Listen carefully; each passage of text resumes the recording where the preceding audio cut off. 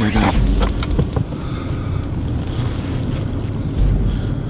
You gotta have the right tire on this road, right? Big time. I think that guy had bolt tires basically. That's a really bad idea. Well, I mean, look at this, the road itself. I mean, dude, you do not want to be going up this on anything other than either a snow tire or a really good all-season tire. We're having traction issues right now. Chains are required for semi-trucks, so. Yeah.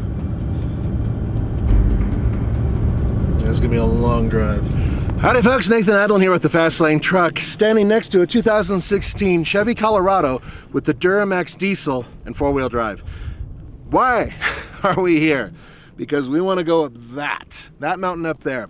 See, it's in between two storms, and we literally just got here when the pass opened. Now, we've done this road before. However, right now, it's covered with snow, and although we've taken the Colorado off-road and into the snow before, we've never taken the diesel into the snow before, and I'm curious how it will perform in these types of conditions. So coming up next, we take the hill.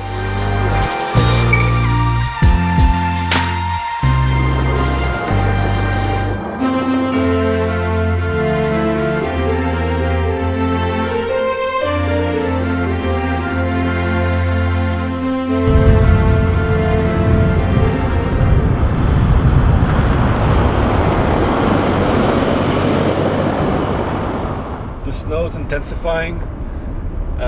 We want to take this pass, right? Yeah. And I think we have the right vehicle to do it. The Z71 with the obviously the 4x4 system. Are you in 4x4 high or auto? I'm in auto.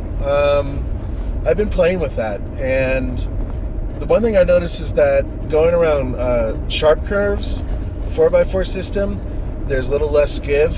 I think that it opens up, at least with the front end, when I'm in auto. It makes it much more of an all-wheel drive system in terms of the way it behaves. So it's reacting, the all-wheel drive system reacts, reacting to right, it? whereas in the 4x4 system is in full-time four-wheel drive. So, yeah, there's a little bit of a delay between the rear wheels breaking free and the front wheels dragging you forward, but it's not much. And frankly speaking, I think that's the best setting for what we're doing right now. You know what worries me? There's no guardrail on a lot of this pass. Not a damn guardrail here.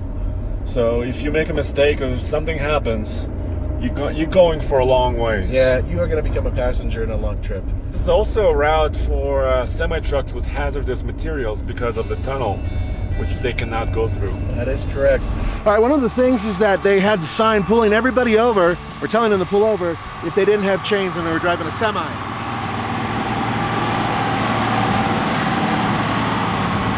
A really good rule of thumb is if you're on a hill where semis are running around with chains on, staying behind them by about 100 yards, probably a good place to be.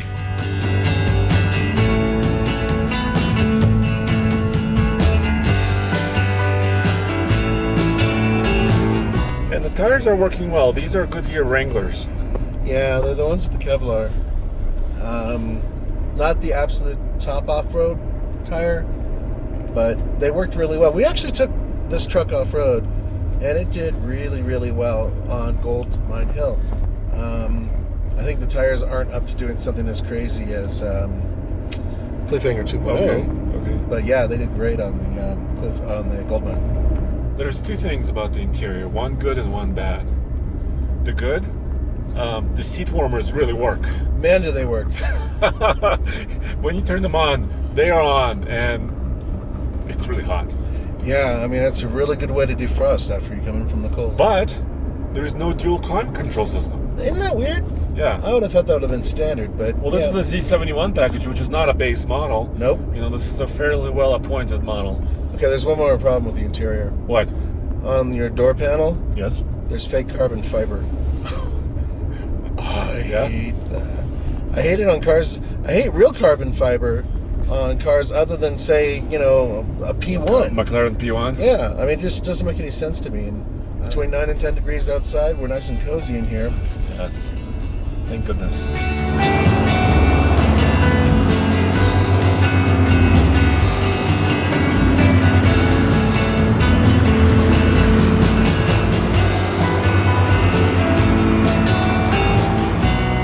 Yeah, I'd lost traction a few times, but that's mostly been because I've given it too much acceleration. Too much juice, Too torque. much juice. Well, there's a lot of torque that comes through this thing, so, you know, the wheels would break away when that torque would kick in.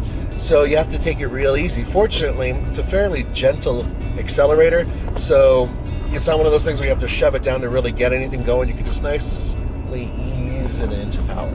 Well, this is a 2.8 liter Duramax 4-banger. Yep. But 369 pound-feet of torque. That's insane. Yeah, that is a lot. 181 horsepower. So a lot of torque from this baby.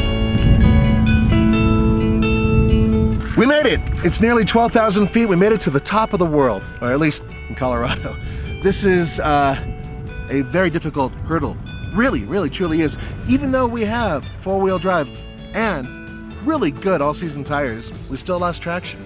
And we found out that somebody near us didn't have the right type of washer fluid, and it turned into a solid ice chunk under their hood.